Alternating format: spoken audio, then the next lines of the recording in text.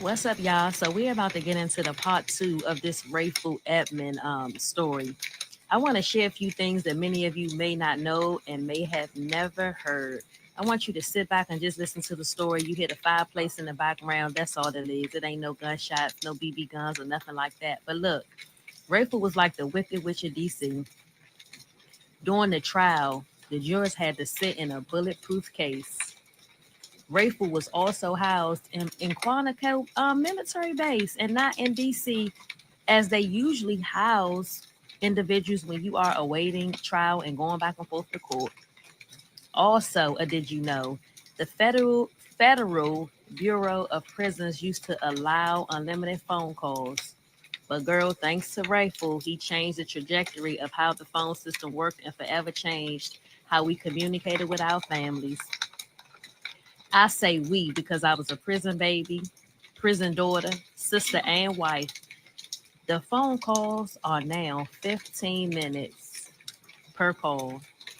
But let's get into this DC hood history. Now, he might not have realized he was playing a dirty game that could have cost him everything: his life, his freedom, child, you name it. This dude was pushing drugs from inside the pen while working with the feds. Like, what kind of double life is that? Back in August of 94, he decided to team up with the government in a secret drug investigation. Next thing you know, Ray sitting in court, testifying as a government witness in not one, but two criminal trials, one in Pennsylvania. In the first trial, his words sent two of his own boys, Freddie Aguilera and Nelson Garcia, straight to life in prison for agreeing to ship that Colombian cocaine to his crew. Then in the second trial, he spent 8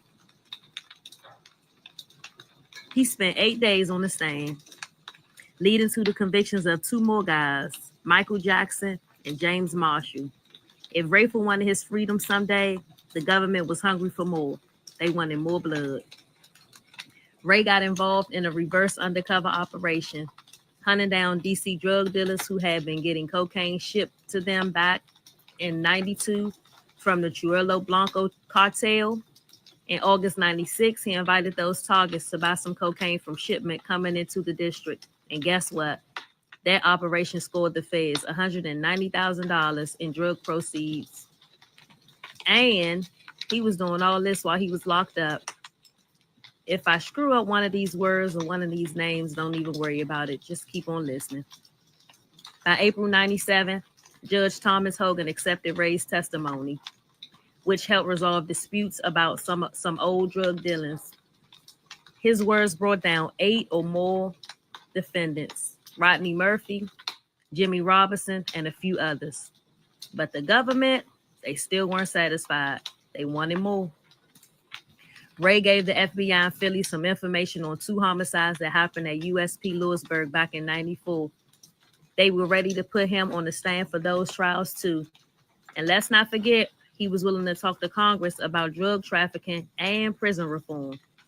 Now, when the government filed a motion to collect on Rayful's cooperation, they broke it down like this. His help was hella substantial, leading to a whole lot of major drug trafficker convictions.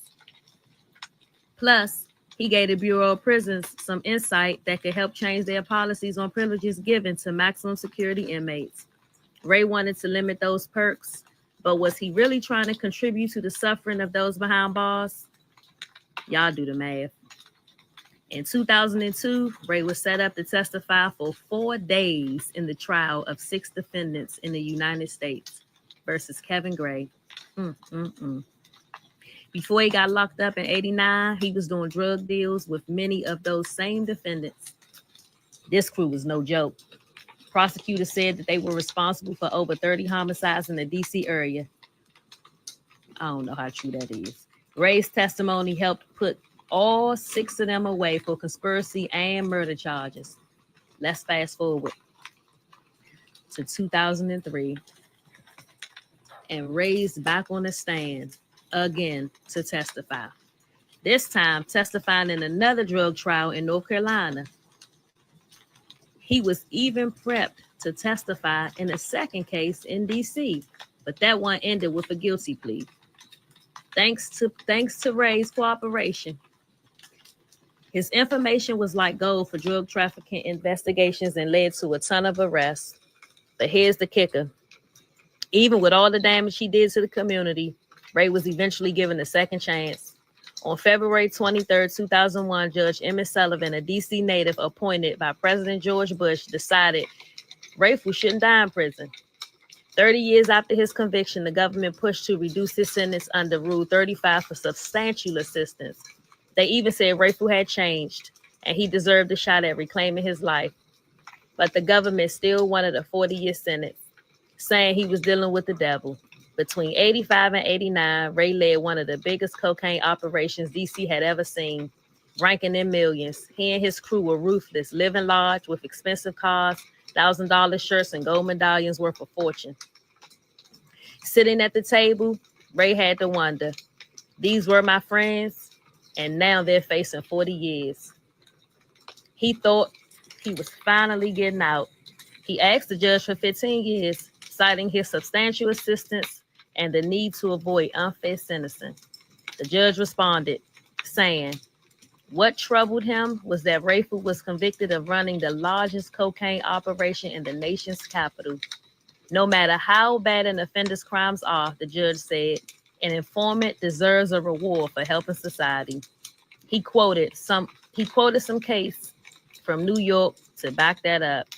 In the end, Judge Sullivan didn't hand down the 40 years the government wanted.